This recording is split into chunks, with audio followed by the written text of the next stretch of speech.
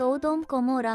Sodom Gomorrah என்னும் பட்டணங்களையும் சாம்பலாக்கி கவிழ்த்து போட்டு ஆக்கினைக்குள்ளாக தீர்த்து பிற்காலத்திலே அவபத்தியாய் நடப்பவர்களுக்கு அவைகளை திருஷ்டாந்தமாக வைத்து 2 பேதுரு 2:6. சோதோம் கொமோராவின் அழிவு பிற்காலத்தில் நடக்கப்போகும் நியாயத்தீர்ப்பின் நாளின் காரியங்களுக்கு ஒரு திருஷ்டாந்தமாய் உள்ளது என்று அப்போஸ்தலனாகிய பேதுரு தன் நிருபத்தில் எழுதுகிறார்.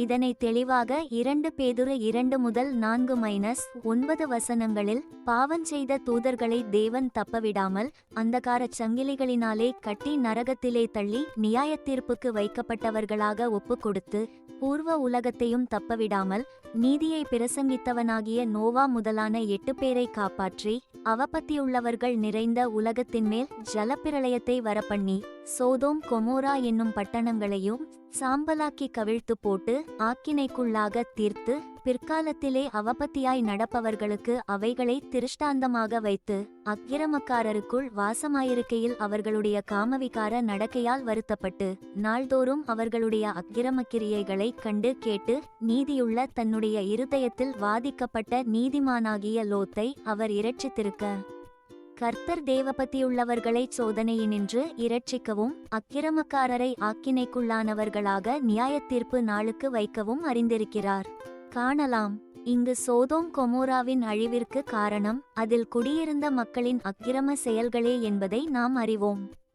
வசனம் 5 நோவாவின் காலத்தில் உலகம் ஜலத்தினால் அழிக்கப்பட்டதை காணலாம். ஆனால் இனி உலகம் அழிக்கப்பட போவதோ அக்கினியினால். அதற்கு அடையாளமாகவே சோதோம் கொமோராவின் அழிவு காணப்படுகிறது. இதனை நாம் 2 பேதுரு 3:3-7 வசனங்களில் முதலாவது நீங்கள் அறிய வேண்டியது என்னவெனில் கடைசி நாட்களில் பரியாசக்காரர் வந்து தங்கள் சுய இச்சைகளின்படியே நடந்து அவர் வருவார் என்று சொல்லுகிற வாக்குத்தத்தம் எங்கே? பிதாக்கள் நித்திரையடைந்த பின்பு சகலமும் சிருஷ்டிப்பின் தோற்றம் முதல் இருந்தவிதமாயிருக்கிறதே என்று சொல்லுவார்கள். பூர்வ காலத்தில் தேவனுடைய வார்த்தையினாலே வானங்களும் ஜலத்தினின்று தோன்றி ஜலத்தினாலே நிலை கொண்டிருக்கிற பூமியும் உண்டாயினவென்பதையும் அப்பொழுது இருந்த உலகம் ஜலப்பிரளயத்தினாலே அழிந்ததென்பதையும் மனதார அறியாமலிருக்கிறார்கள். இப்பொழுது இருக்கிற வானங்களும் பூமியும் அந்த வார்த்தையினாலேயே அக்கினிக்கு இரையாக வைக்கப்பட்டு தேவபத்தியில்லாதவர்கள் நியாயந்தீர்க்கப்பட்டு அழிந்து போகும் நாள் வரைக்கும் காக்கப்பட்டிருக்கிறது. காணலாம். ஆண்டவராகிய இயேசு கிறிஸ்துவும் நியாயத்தீர்ப்பை பற்றி பேசும் பொழுதெல்லாம் சோதோம் கொமோராவை பற்றி குறிப்பிடுவதை காணலாம்.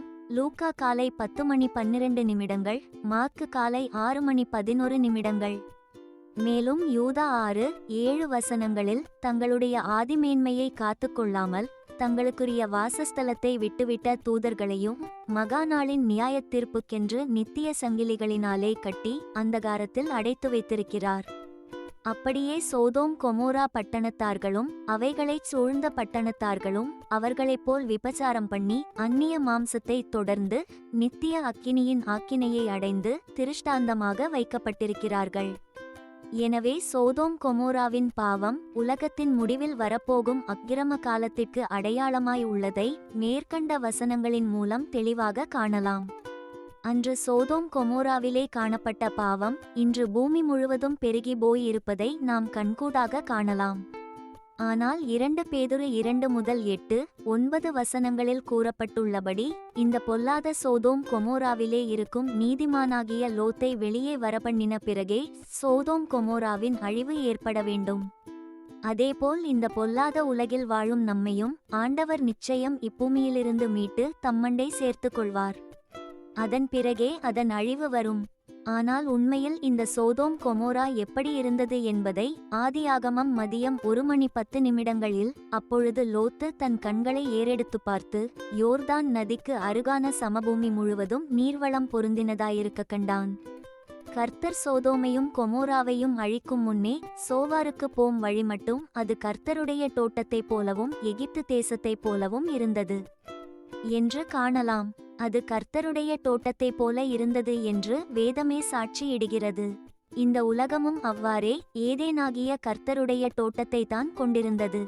ஆண்டவர் எல்லாவற்றையும் நன்மையும் செம்மையுமாகவே படைத்தார்.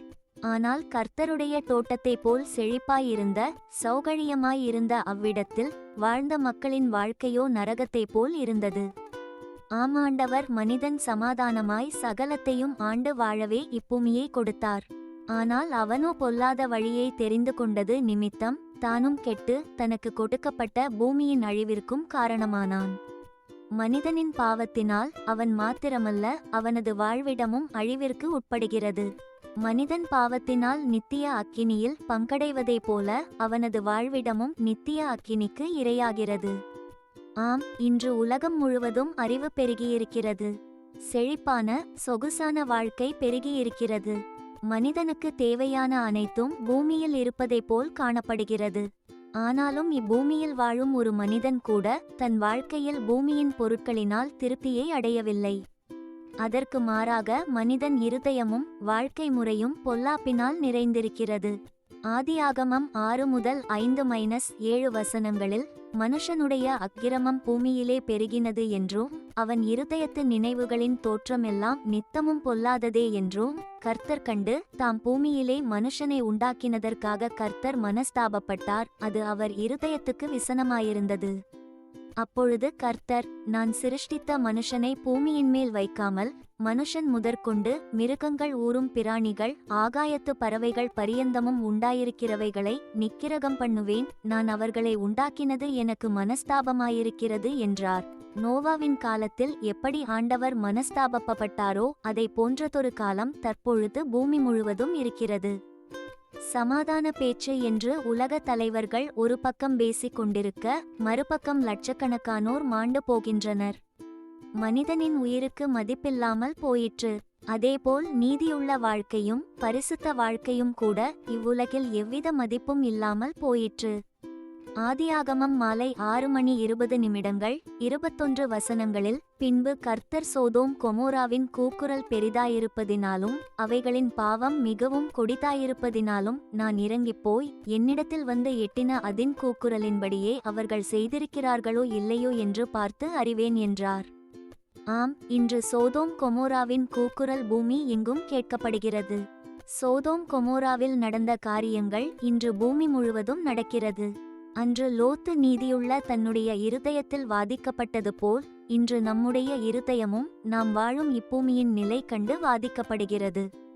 அன்று எவ்வாறு சோதோம் கொமோராவின் மக்கள் லோத்துவுக்கு பொல்லாப்பு செய்ய நினைத்தார்களோ அதைப்போல் இன்றும் தேவ பிள்ளைகளை துன்புறுத்த, அவர்களை பாவத்திற்கு உள்ளாக தள்ள பூமியில் உள்ள காரியங்கள் முற்படுகின்றன.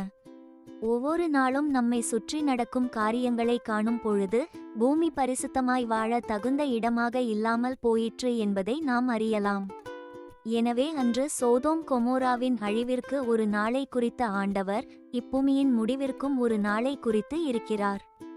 ஆனால் அதற்கு முன்பாக கிழக்கு வெளுக்கும் போது அந்த தூதர் லோத்தை நோக்கி, பட்டணத்திற்கு வரும் தண்டனையில் நீ அழியாதபடிக்கு எழுந்து உன் மனைவியையும் இங்கே இருக்கிற உன் 2 குமாரத்திகளையும் அழைத்து கொண்டு போ என்று சொல்லி அவனை துரிதப்படுத்தினார்கள். அவன் தாமதித்துக் கொண்டிருக்கும் போது கர்த்தர் அவன்மேல் வைத்த இரக்கத்தினாலே அந்த புருஷர் அவன் கையையும் அவன் மனைவியின் கையையும் அவன் 2 குமாரத்திகளின் கையையும் பிடித்து அவனை பட்டணத்திற்கு வெளியே கொண்டு போய் விட்டார்கள். ஆதியாகமம் இரவு 7:15 16. இங்கு லோத்தை கரம் பிடித்து தூதரை கொண்டு காப்பாற்றினது போல் ஆண்டவர் தம் கரத்தை நீட்டி நம்மை தம்மண்டை சேர்த்து கொள்வார். எனவே இவ்வுலகில் நடக்கும் பொல்லாப்புகளைக் கண்டு பொல்லாத மனிதரைக் கண்டு நாம் கலங்காமல் நம்மை மீட்டு ரட்சிக்கப் போகும் அவரின் நாளையே ஆவலோடு எதிர்பார்த்து இருப்போமாக. இதனை ஆண்டவர் மத்தேயு மதியம் 1:24 வசனங்களில் வேறொரு உவமையை அவர்களுக்கு சொன்னார். பரலோகராஜ்யம் தன் நிலத்தில் நல்ல விதையை விதைத்த மனுஷனுக்கு ஒப்பாயிருக்கிறது. மனுஷர் நித்திரை பண்ணுகையில் அவனுடைய சத்துரு வந்து கோதுமைக்குள் களைகளை விதைத்துவிட்டு போனான். பயிரானது வளர்ந்து கதிர்விட்ட போது களைகளும் காணப்பட்டது. வீட்டெஜமானுடைய வேலைக்காரர் அவனிடத்தில் வந்து, ஆண்டவனே, நீர் உமது நிலத்தில் நல்ல விதையை விதைத்தீர் அல்லவா? பின்னை அதில் களைகள் எப்படி உண்டானது என்றார்கள். அதற்கு அவன், சத்துரு அதைச் செய்தான் என்றான். அப்பொழுது வேலைக்காரர், நாங்கள் போய் அவைகளை பிடுங்கிப் போட உமக்குச் சித்தமா என்று கேட்டார்கள். அதற்கு அவன், வேண்டாம், களைகளை பிடுங்கும் போது நீங்கள் கோதுமையையும் கூட வேரோடே பிடுங்காதபடிக்கு 2ஐயும் அறுப்பு மட்டும் வளரவிடுங்கள். அறுப்புக் காலத்தில் நான் அறுக்கிறவர்களை நோக்கி, முதலாவது களைகளை பிடுங்கி அவைகளைச் சுட்டெரிக்கிறதற்கு கட்டுகளாக கட்டுங்கள், கோதுமையையோ என் களஞ்சியத்தில் சேர்த்து வையுங்கள் என்பேன் என்று சொன்னான் என்றார். உவமையின் மூலமாக விளக்குகிறார். அதன் அர்த்தத்தையும் ஆண்டவர் மத்தேயு மதியம் 1:36 அப்பொழுது இயேசு ஜனங்களை அனுப்பிவிட்டு வீட்டுக்குப் போனார். அவருடைய சீஷர்கள் அவரிடத்தில் வந்து, நிலத்தின் களைகளைப் பற்றிய உவமையை எங்களுக்கு வெளிப்படுத்த வேண்டும் என்று கேட்டார்கள்.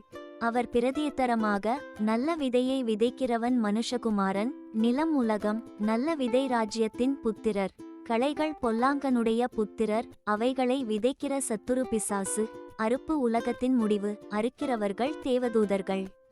ஆதலால் களைகளைச் சேர்த்து அக்கினியால் சுட்டெரிக்கிறது போல இவ்வுலகத்தின் முடிவிலே நடக்கும்.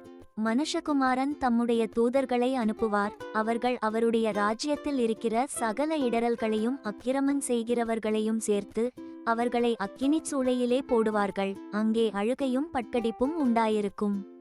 அப்பொழுது நீதிமான்கள் தங்கள் பிதாவின் ராஜ்யத்திலே சூரியனைப் போல பிரகாசிப்பார்கள். கேட்கிறதற்கு காதுள்ளவன் கேட்கக்கடவன் தம்முடைய சீஷர்களுக்கு வெளிப்படுத்தினார். ஆம், களைகள் உள்ள உலகத்தில்தான் நாமும் இருக்கிறோம். ஆண்டவர் அறுவடைக்கு என்று ஒரு நாளை குறித்திருக்கிறார். அன்று நாம் ஆண்டவருடைய களஞ்சியத்தில் இருப்போம். களைகளோ அக்கினியில் சுட்டெரிக்கப்படும். எனவே தற்போது இருக்கும் இவ்வுலக சூழ்நிலையை கண்டு நாம் கலங்காமல் ஆண்டவரையே சார்ந்திருப்போம். அழிவுக்கு தப்புவிக்கப்படுவோம். ஆமென். அல்லேலூயா.